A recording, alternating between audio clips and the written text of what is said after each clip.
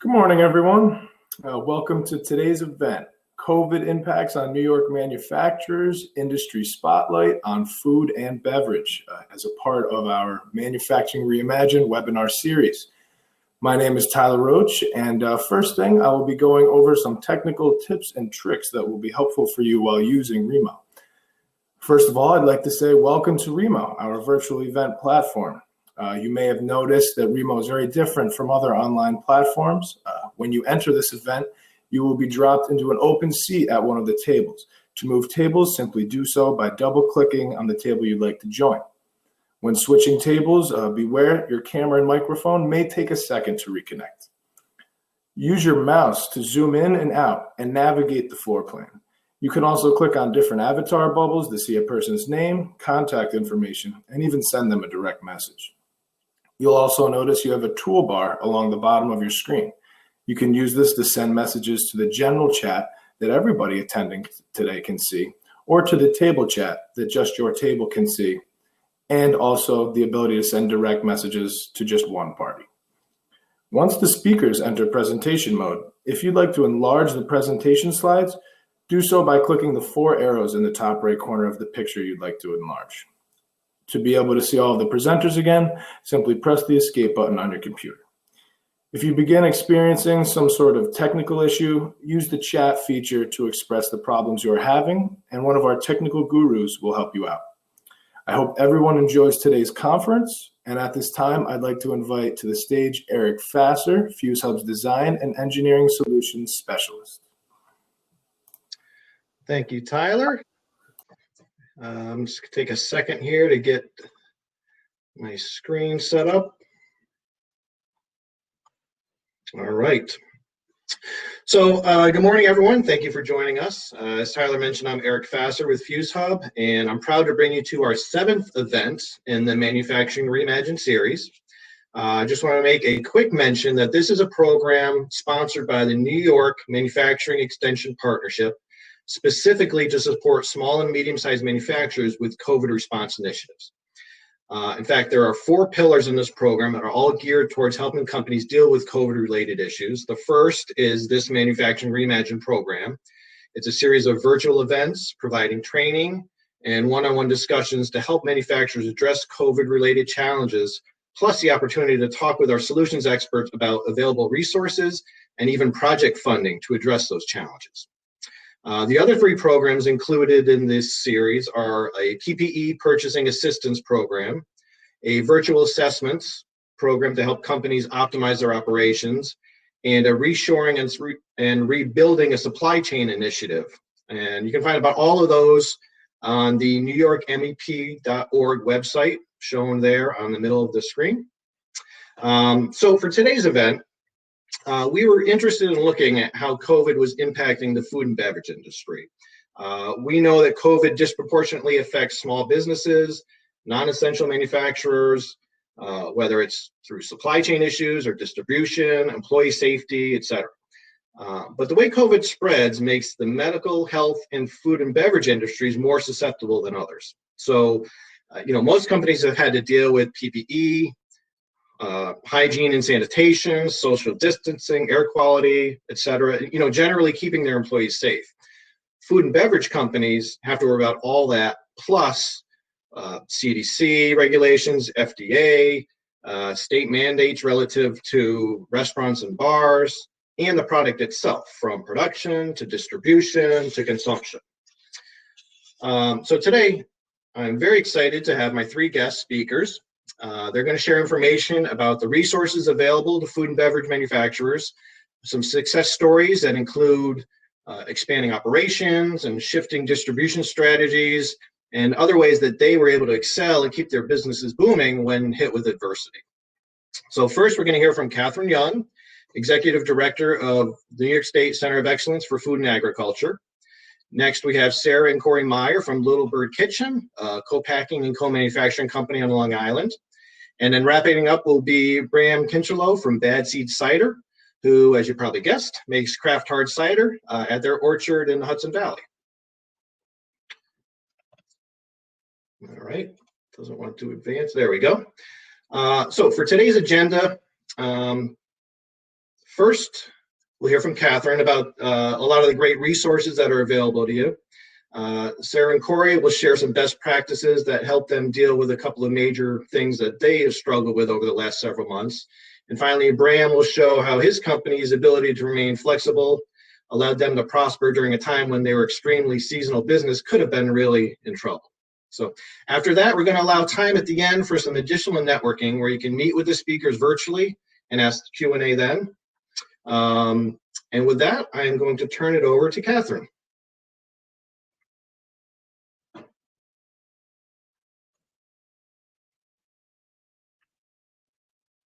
So Catherine, if you want to come to the stage. Yeah. There you go. I'm here, and there we are. Okay. Good morning, everybody. I'm Kathy Young, and I'm the director of the New York State Center of Excellence for Food and Agriculture. It's great to be with you this morning, and I want to share with you, as Eric said, and thank you, Eric, for that kind introduction, but as Eric said, some of the resources that are available to food, beverage, and agriculture companies in New York State through the Center of Excellence and through the Institute of Food Safety at Cornell. So now I'm going to share my screen and bring up some slides. Okay, doesn't want to. Hey, Tyler, can you throw my slides up there? It's not working. Okay.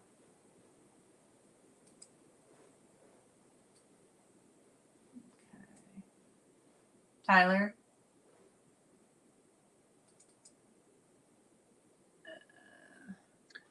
Yep, give me a second, I'll grab them.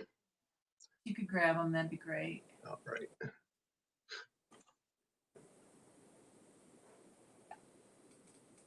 Downloaded, they're just not coming up.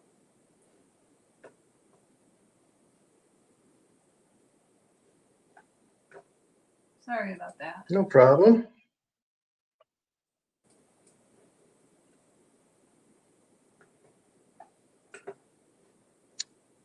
So if you want to stop sharing yours, then I'll bug out so it's just you. All right. Okay. Here we are. Okay, so we are the New York State Center of Excellence for Food and Agriculture at Cornell Agritech. We're located in Geneva, but we actually have the main campus in Ithaca that we also work with. In Geneva, we have several resources that I'll get into in just a moment.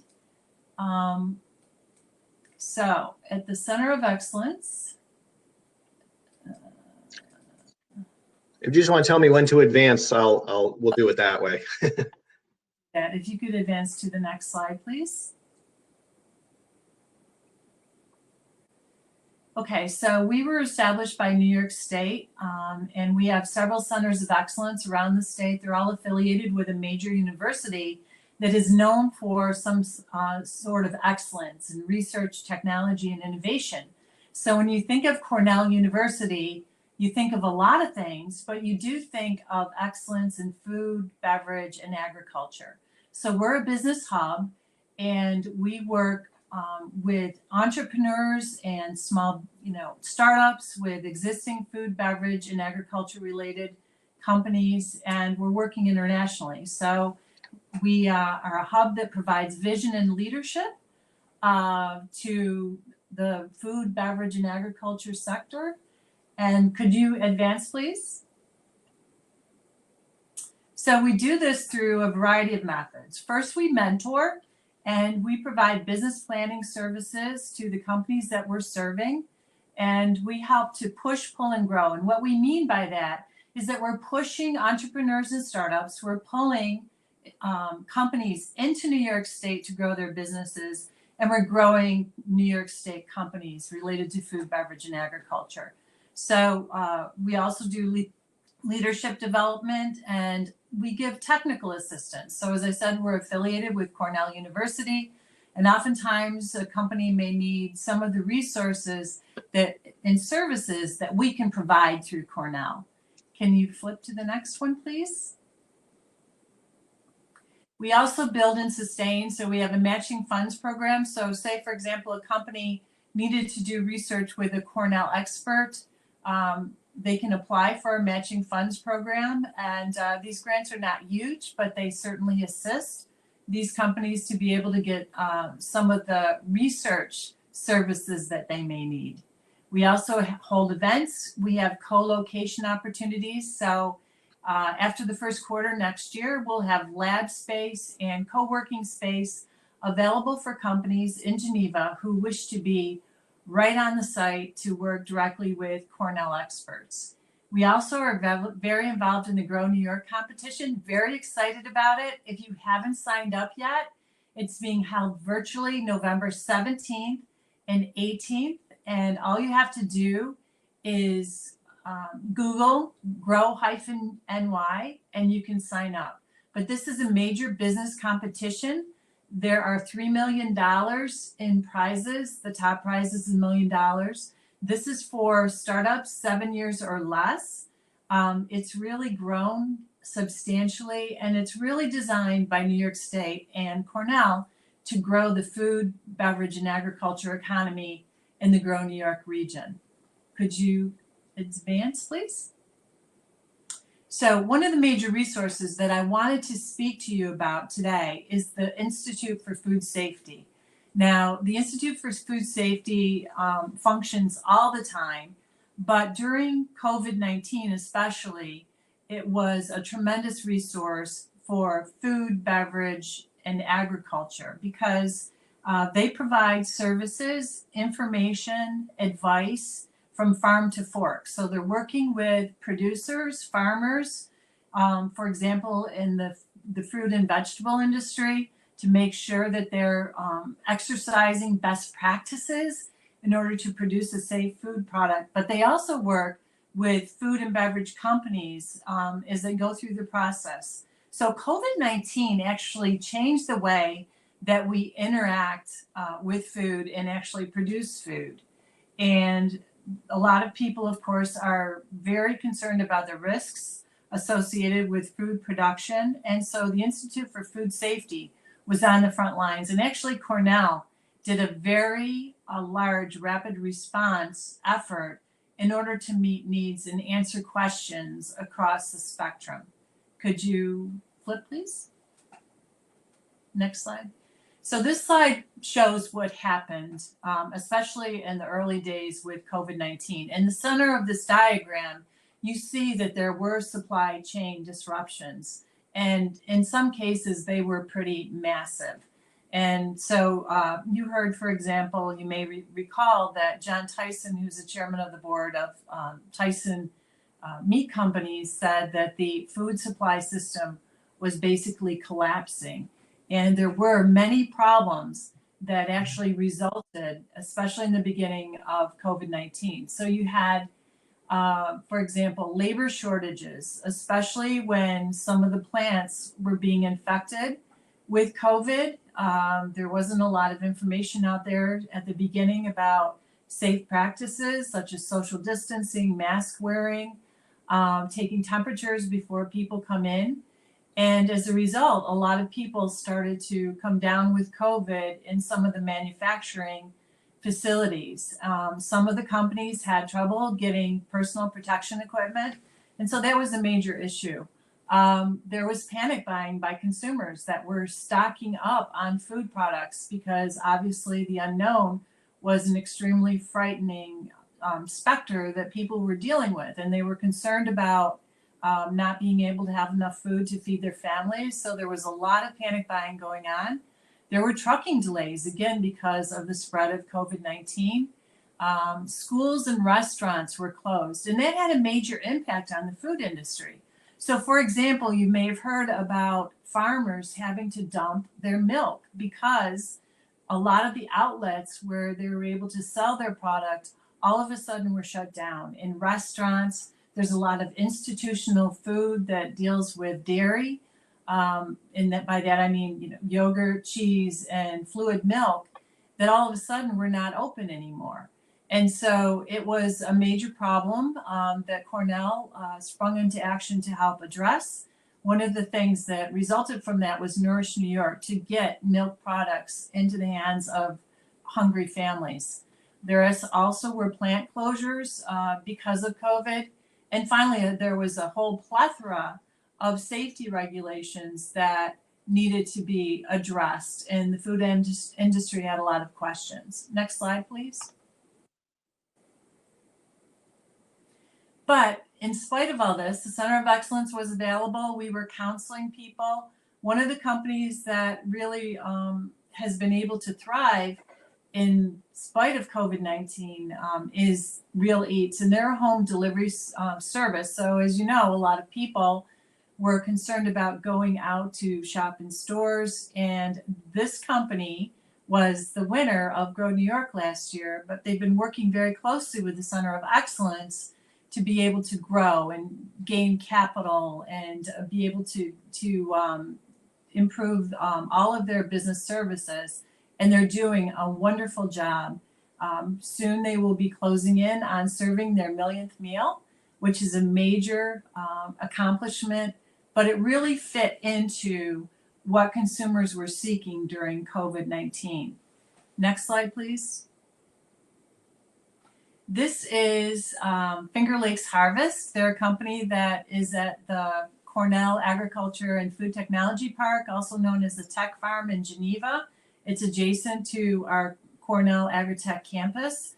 But Finger Lakes Harvest produces shrub made out of apple cider vinegar.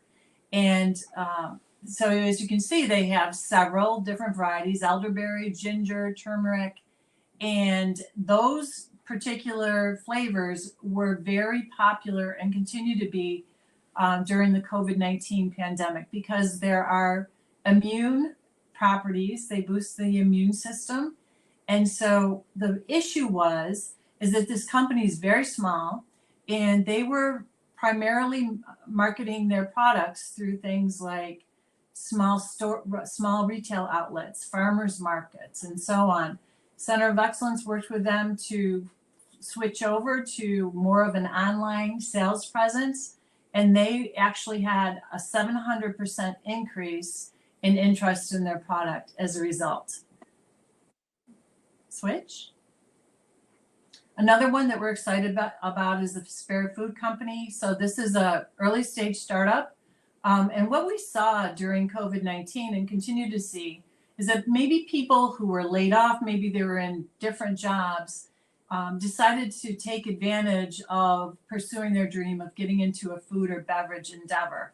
And so the Spare Food Company is one of those. They actually are very focused on repurposing food waste, and we help them in our pilot plant in Geneva to develop a new food product made out of acid whey. So fermented foods are really hot right now, but acid whey continues to be an environmental problem. It's a byproduct of the Greek yogurt food production process, and it's very expensive for companies to be able to dispose of it properly. So this is a solution, has all kinds of healthful benefits, and it will be launching sometime next year.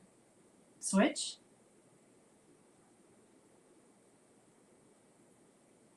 Okay.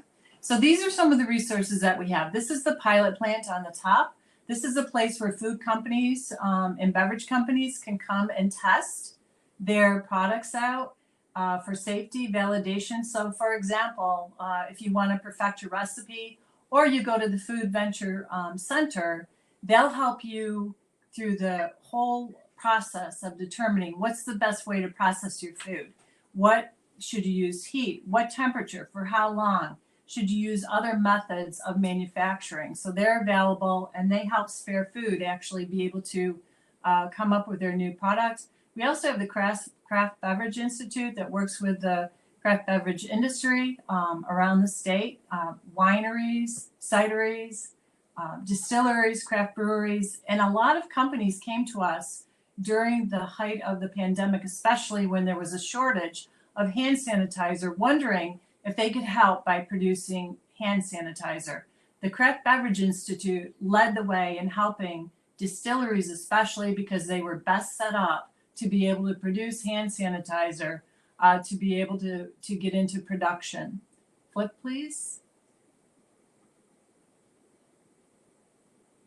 Okay.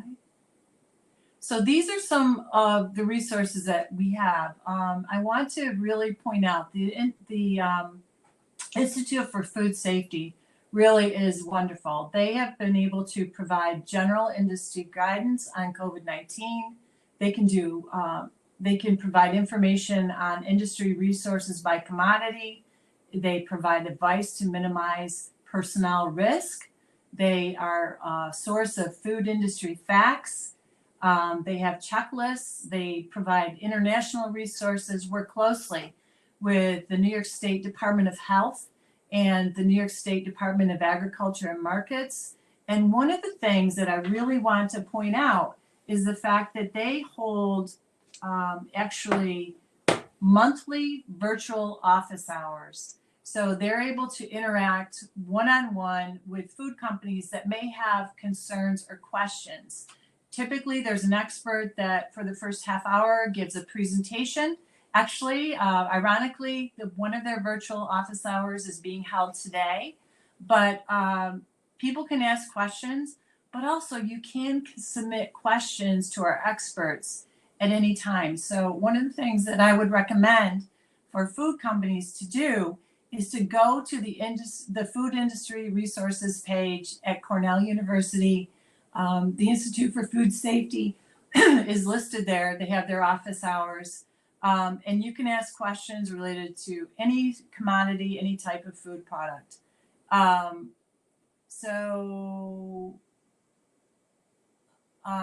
Lost sound. Okay, I'm seeing some messages. Hopefully we're back on track. But, we're there as a center of excellence to help scale up these companies. We have office hours, and we just have the Food Venture Center. If you're looking to test your product, develop your product, if you're looking for, other resources, we're there to help. And that's it. All right, thank you, Catherine. So next, we're going to invite Sarah and Corey up to the stage.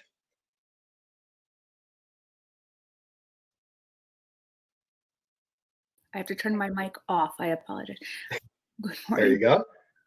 Corey, you joining? Okay, I'm going to, here we go. Let me share my screen and do the slide. I'm sorry. This is my first time making a presentation like this. So. You're doing great. All right, I'm going to bug out. Take it away. All right. We are Little Bird Kitchen. We are, we started as is it still showing this slide? Okay, here it's actually starting. So we're the owners of Little Bird Kitchen. We started with our own brand. Oh, I apologize. Again, this is because I'm learning. Let me go back a slide. Okay. We started with our own brand, which was chocolate covered candied jalapenos. We moved into co-packing about 2 years ago. Co-packers, also known as co-manufacturers, we take your recipe and manufacture and package it for you. Right now, we manufacture for several emerging brands, and we're in the process of onboarding a few national brands. Our current questions are, we want to know how everyone else is opening up to auditors, clients, tradespeople, and question 2, how are you going about hiring new staff? So question 1, how are you opening up to everyone? We have a series of third-party audits and inspectors, kosher, organic, fair trade, ag and markets, SQF. I'm nervous. I don't want anybody in our space. I am the QA manager and Mama Bird. So I really instituted a total lockdown of our facility and our staff. And I said, nobody absolutely nobody. It's our team only. And we had, I apologize. We had a while before we actually had Ag and Markets knock on the door and said, we have to come in. And I said, you can't. You have to come after hours. You have to come when we're not here. You have to come when we don't have any staff at all. And he said, if you don't let me in, you're going to be closed. So I said, all right. So I had everybody go out the back door. Ag and Markets came in. They did their inspection. We passed. Everybody came back. It was great. But everybody else who needed to come, I was able to manage them coming before or after hours. Full Tyvek suits, booties, gloves, masks, hair nets, hand sanitizer by the gallon, as much as we could find. So I wanted to find out, like, when you start opening up, what does it look like to you? How do you do it? Come on, computer. What else do you do? As we've gotten more and more comfortable with knowing what to expect and how everybody else is doing it, we've slowed down on the Tyvek suits. We still have background checks, and we still have we also haven't opened up our facility to visits. So the only visits we have coming in are any of the auditors that need to come in to do inspections, pest control. We had new equipment put in, so we had to have our plumber and electricians come in. Again, we limit everyone's exposure in the facility, and we explain that it's for ours and our staff's safety, and also for our brands. Because if we have to shut down due to something, then it's not just affecting us; it's affecting our brands as well. So that's what we've implemented on our end. Like Sarah said, we've now, with the uptick in New York with everything, we might have to crack down a little more again. But we had opened up a little more. We still haven't had clients in. We're doing. Zoom has become a friend. We have done multiple meetings a day on Zoom. We have new clients and large national brands that we're working with that have never stepped foot in our space, but we've taken them on virtual tours. Same thing with SQF, even understands now. Their audits are incredibly intense. They're letting you do 50% of it remotely now. So they still have to have an auditor on site to make sure you're not showing them a video of, the way they do real estate, where they take pictures from one corner to make the room look really big. They want to make sure we're not doing that on a food safety standpoint. So we're letting an auditor in, and he'll be here for a day, but he'll be in our office the majority of the time. We'll keep him away from as much as we can. And I mean, that's how we're handling it. We're being overly cautious, but that's, I think, the best thing for us and our brands. We're also really on top of sanitizing. So we bleach down with not only sanitizing solution, but bleach solutions. We do environmental swabbing to ensure that our cleaning protocols are up to snuff. But we wipe down the light switches, the doorknobs, anything that an outsider or even an insider could potentially touch, the fridge handles, the phone handles. Any surface needs to be cleaned just in case. So that's question number one that we have. Question number two, how are you going to hire new people? We put up ads on Indeed. I forgot Indeed on this list. I'm sorry. Indeed, Craigslist, Good Food Jobs. We ask staff for friends who are looking for work, but there's a lot of people. Challenging time to be hiring people when you can't have. It's hard enough hiring in general. Getting people to come in when they say yes, this is great. They set up for an interview and they don't show up. So now we're having to do interviews on Zoom. we're having to do more phone interviews and doing, and then checking references and things like that. But it's very difficult because with contact tracing and being able to know where they were, it's putting your facility in jeopardy. So we try to limit that as much as possible. What we really try to do is just mitigate risk. I can't sleep at night if I think about everything that could go wrong. So we're really trying to think about how to get it right. What are we doing right? What else could we do right? So instead of just allowing everybody to line up in the corridor for looking for a job, what do? We interview them off-site. We try to get as many references as possible. And if they're friends or family, we put them to work for a day. But we're trying to really figure out the best way to handle hiring new people. So one of the reasons that we signed up for this initially is we wanted to talk with you. We want to know how you're dealing with all of these issues. We want to talk with you about this. That's our presentation. Thank you. All right, thank you guys. So yeah, I'll just reiterate, if if you have any feedback on that, if you want to just kind of talk through things with Sarah and Corey, definitely look them up at their table afterwards and have a chat.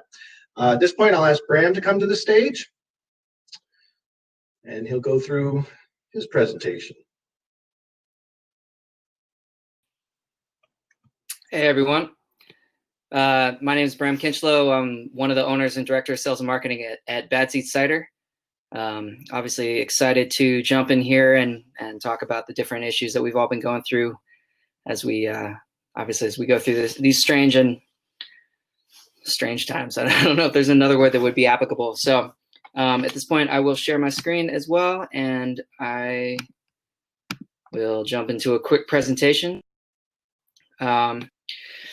So again, like I said, I'm one of the owners at Bad Seed Cider. This is our can that you might have seen out in the wild. We are distributed in, I think, 9 states now, if I have it right. New York, Connecticut, New Jersey, Pennsylvania, Rhode Island, New Hampshire, Massachusetts. And we actually, one of the things that I'll talk about is that we actually were able to launch in Maine during this whole period, which has been really exciting. So a little bit about us. Let me just make sure. Here we go. Sorry about that. So again, Bad Seed, we're known as the dry cider. We make a cider that has actually 0 grams of sugar. It's fermented to full dryness, so it's actually sugar-free. It's obviously gluten-free. All ciders are gluten-free. It ferments out to about 6.9 ABV. And we actually grow the apples on a 6th-generation farm in the Hudson Valley in Highland, New York, which is where our cidery and the orchard is based. I was talking with some of the people behind the scenes before we got started, but we own our own canning line, which has been really exciting. We actually just recently invested in getting a new canning line because we've been so busy with manufacturing during this whole thing, which obviously I'll get into in a little bit. But just the fact that we have been able to sort of maintain our forward momentum that we had from before has been a big deal. And obviously we'll get into that a little bit. So before we get into it, again, our flagship Bad Seed Dry Cider we are the first 0 gram sugar cider to be put into a can. As you can see here, it drinks almost more of like an apple champagne or apple prosecco. And just by being sugar-free, we're automatically the driest cider in any market or any shelf that we get into. So the way that works is that we're only distributing our flagship dry cider. Everything else we're doing in-house. And we, again, we'll make up to 30 or 40 ciders throughout the course of a year. But the only thing that we're sending out to our distribution partners is our flagship dry. We made a pretty conscious effort to pursue that sort of distribution platform in the very beginning, in that we only have the tank space really to do anything in a meaningful capacity if we're doing a single SKU distribution, sort of way forward. We do, again, like I said, we make a bunch of different ciders, but it didn't necessarily make sense to try to, put those into new states or try to have secondary SKUs on the table. And what we've seen actually through this whole process, and a lot of companies that are significantly bigger than us is that they're actually now sometimes kind of not retreating, but going back to like, all right, what are our core products? What are we actually sending to market? What makes sense? What are people going to buy? Because people right now want to buy something that they know. They're a little bit more hesitant to try something brand new. And because of that, you're seeing like sort of this core amount of SKUs on the shelf. And for us, we've been there from the beginning just because we've, come up against the fact that we're a small company. I'm director of sales and marketing, but I am pretty much the only salesperson. And again, I cover 8, now 9 states. So my job has obviously changed pretty drastically since this whole thing started, which again, I'll get into in a little bit. But what does that mean for me? Like if I can't go out and actually get into marketplaces, not only because of COVID, but just because I can't cover that amount of ground all the time with 9 different states, I can only visit so many different places. So for us, again, even before that was deciding to go with a single SKU distribution platform, and then really just doubling down on that. And the fact that we are the dry cider. Like I want somebody when they go to a store or they go to Whole Foods or they go to Hannaford's or whatever, and they say like, oh, what's a dry cider? It's like, oh, Batsy, that's our dry cider. We're always going to be the dry cider on somebody's shelf. And again, if you haven't already, I would recommend that you go out and try to find us at your local package store or wherever you're located. Like I said, we're all over the place. So this is our logo. You might have seen us at some point down the road. All right, so COVID problems. As we were talking about before, with the closure of all restaurants in the beginning, bars and restaurants, we lost about 50% of our active accounts. Again, in the states where we are distributed, which is New York, Connecticut, New Jersey, Pennsylvania, Rhode Island, New Hampshire, Massachusetts, and Maine. That was a huge issue. Although at the same time, we luckily, because of the fact that we are positioned already as like the dry cider, we were able to, we were considered an essential business because we were part of the food chain network, and B, we were able to still sell into grocery stores and package stores and delis and gas stations and places like that. So while we did lose a significant portion of our on-premise accounts or all of our on-premise accounts, we were pretty much able to keep all of our off-premise accounts. And then the fact that we were, again, like a single SKU supplier made it so that those people were just always restocking Batsy. It's like, all right, well, we got to keep this one thing because there's a dedicated group of fans or customers or however you want to put it who are coming in to get Batsy, and to a certain extent maybe drink away their problems, or they're stuck at home and they got kids in the other room and they they want a little bit of a release at the end of the day or what have you. So we were lucky again in that we were considered an essential business. We were able to stay open from a manufacturing standpoint. And then with our distributors, it was an easy transition into sort of where we were going with them because, again, we were only sending out this one thing anyways. It wasn't like we're trying to cut back on anything. Another big problem was that we had the potential for the loss of our entire fall season, which is by far our own busiest season of the year for our tap rooms and for our business as a whole. Again, we're based in the Hudson Valley. We're at the end of the fall season now. And one of the tap rooms, our farm bar, which I'll show you a slide of in a second, it's only open from sort of midsummer to the end of October. And even our cidery, we operate 2 different tap rooms here in the Hudson Valley and Highland, one at the home orchard and one at a secondary orchard. But again, like people are coming up, they're wanting to go leaf peeping. They're and during COVID, again, it was a lot of people from the city and from neighboring states, and everyone just wanted to go to a place where they could feel safe and they could feel comfortable and they could feel like they're able to stand outside or, sit at their tables and be as safe as possible and be on a 100-acre orchard and be with their family and or see friends that they hadn't seen in a long time, but be sitting at a table separated, et cetera. So, but the fear in the beginning was that with the lockdown, specifically in New York State, that we weren't going to be able to be open for the fall season. And so as I'll get into later, we were just pretty much trying to do everything that we could just to make sure that we were going to be able to get through that season safely. Obviously, the potential for infections within our staff, like any staff infection, would force a lockdown. Obviously, if somebody got sick, if they weren't being smart in their own life, it was going to force us to shut down. beyond even sort of taking the mandated and necessary precautions in our own facilities. We really kind of expected our small staff, but our family, basically our crew, to just be as smart as possible to, be safe and to keep us open. Again, one of the other problems was my inability to check in with the accounts, which had been able to stay open and which had been deemed essential businesses, much like us. So the grocery stores, those package stores, it's not like once you get on a shelf, it's not an everyday check-in. It's not like a bar. You're not like, hey, what do you need? Here's the new thing we have opening up. And, it's me just maintaining a long-term relationship with that buyer or with the owner of the store and trying to understand their needs, or if there's been a problem with our distributor and trying to smooth that out, and just, being very hands-on as a small company or as a mid-sized company, but with me basically as the only salesperson. The sudden inability of myself to be in any physical location was obviously incredibly hard. And I will say that it's a testament to our brand and to the liquid itself, that what we wanted to do from the beginning, regardless of COVID, was I wanted this to be able to sell itself.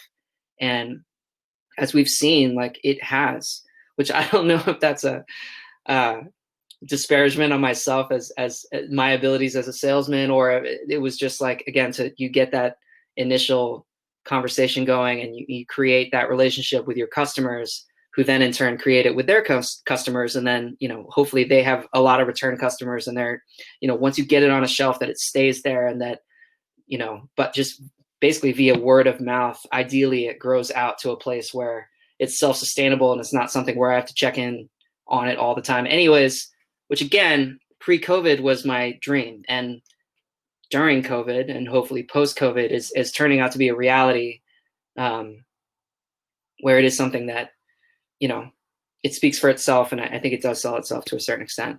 And then again, much as we're doing now, reliance on telecommunications for sales, and the loss of those special in-person relationships that I've developed with our customers and our distributors. We're doing a lot of this these days. We're doing a lot of, what I'm doing right now, staring into a computer screen and like wondering if it accidentally shut off. And I've been speaking to myself by accident for the last 10 minutes, which is obviously totally possible. And I would have no idea because I'm sharing my screen and I can see nothing else other than a small green light, right? It's like all of those little things where we're stuck in our own bubbles, but we're still broadcasting our reality and our shared reality out into, the sort of bubble in which we find ourselves, which in this specific capacity is us, getting together to talk about manufacturing issues. Telecommunications has been a boon for our ability to sort of communicate in real time with all sorts of different people that we might not have ever been able to speak to otherwise, or had the ability to understand that we can reach a significant amount of the population with a click of a button, right?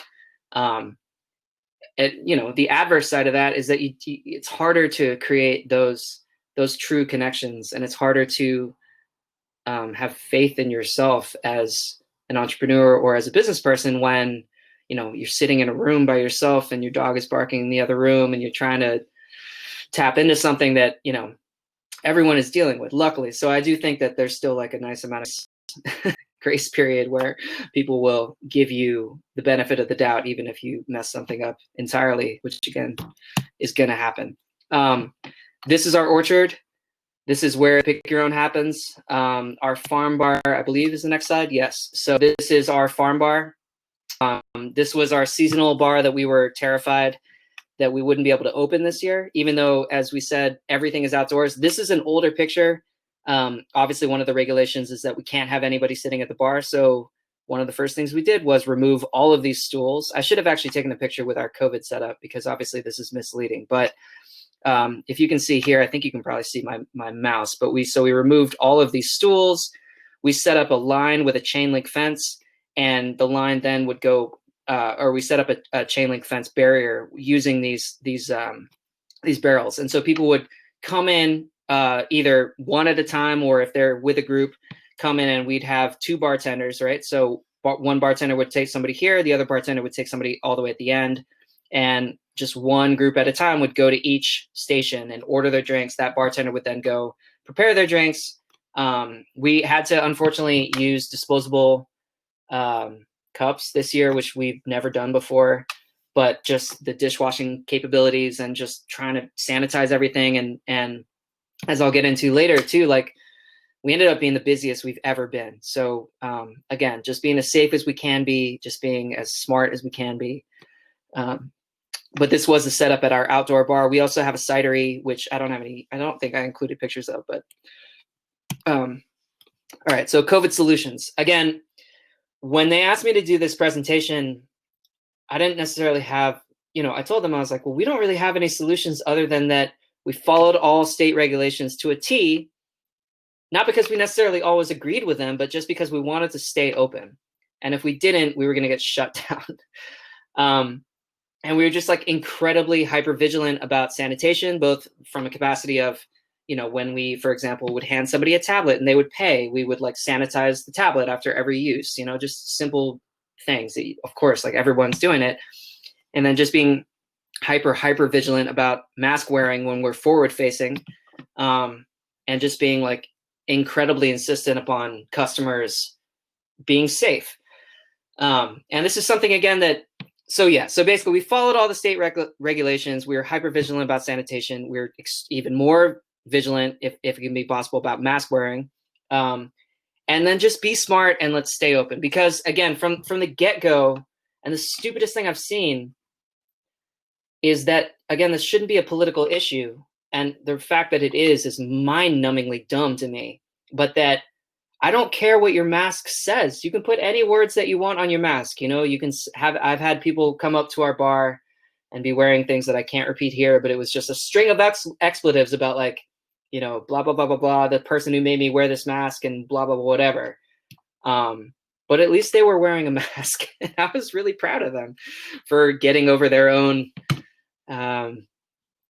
feelings to, join in a conversation for the greater good. Because from our standpoint, it's not a political issue. And really what it is that we want to be open. We want to not get shut down and either wear a mask, because if you don't, and we don't enforce it, we're going to get shut down if somebody catches us and we're trying to like tread that thin line, or you're not going to wear a mask, or I'm not going to wear a mask, and we're going to get sick. I'm going to get sick, and then we're going to get shut down. Or the whole state is going to get shut down, or the whole country is going to get shut down, as we see what's happening now. So again, like this is capitalism at its finest as a driving force, is that we want to make money. All we want to do is be open, which is, again, it's not that hard to understand. So when we were talking about COVID solutions, like our whole solution was just follow whatever the state says to the T and just be very, very, very real with our customers, and don't like try to laugh something off about like, oh, it's so funny you're not wearing a mask. It's like, no, go get your mask, and also you can't stand at the bar. I'm sorry. Like, and again, it's not something like where we don't want them to have fun. It's like, we just want to all be safe so we can stay open. And luckily, again, we were able to do that. We didn't have any cases in our staff, which again is small. We didn't have any cases at the farm. We didn't have any cases, as far as we know, with customers who had come there.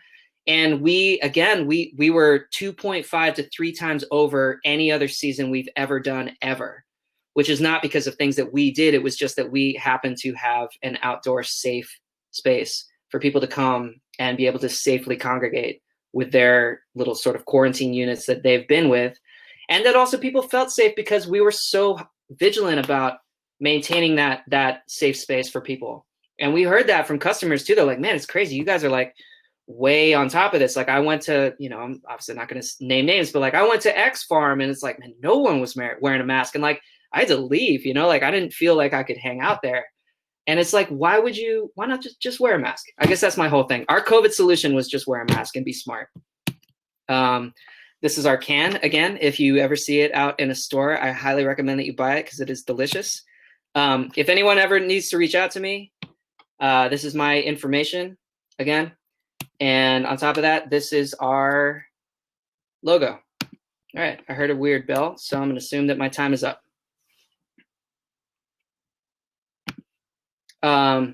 It's not up. It got extended for another 30 minutes. So anyways, Eric, yeah, I hope that answered questions for some people. Yeah, just wear a mask. Just wear a mask and be smart.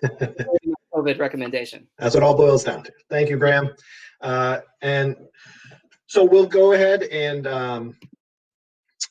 just gonna do some wrap-up notes here. Again, thank you, Graham, Sarah, Corey, Catherine as well. Thank you, everyone. As I mentioned in the beginning, once we exit this presentation mode, you have a chance to do some networking with any of us, any of the presenters, ask us questions, follow up on things we said in the presentations. Also, check out the other resource tables. There's some really good entities from throughout New York State, so make sure you check everyone out, see what they're about, make some connections, see how you can help each other. The networking portion will go till 12:30 plus or minus. We may extend it if it continues to be busy. And then one other thing I want to mention is when the screen goes back to the floor plan layout, there's going to be a section at the bottom of the screen. It's got various links to the programs, the funds that we've mentioned, the websites for the companies that presented. And then there's another one for what's called a resource report. This is part of our program. If you click on that, it's going to take you to a form. It's super easy to fill out. And the intent is if you fill out that resource report, somebody will call you and basically find out, okay, what kind of issue you're dealing with, what are resources that we can help you with in like a one-on-one consultation. It's free. The idea is just to help get you the connections that you need. And also that basically goes towards one of the requirements for this funding that I mentioned earlier. So click on the report, fill it out, talk to somebody here, and we'll try and get you connected with someone and get you set up to apply for the funding. So again, definitely check out all the links below. With that, I want to thank everyone for attending, and I hope you stick around for the networking. Take care.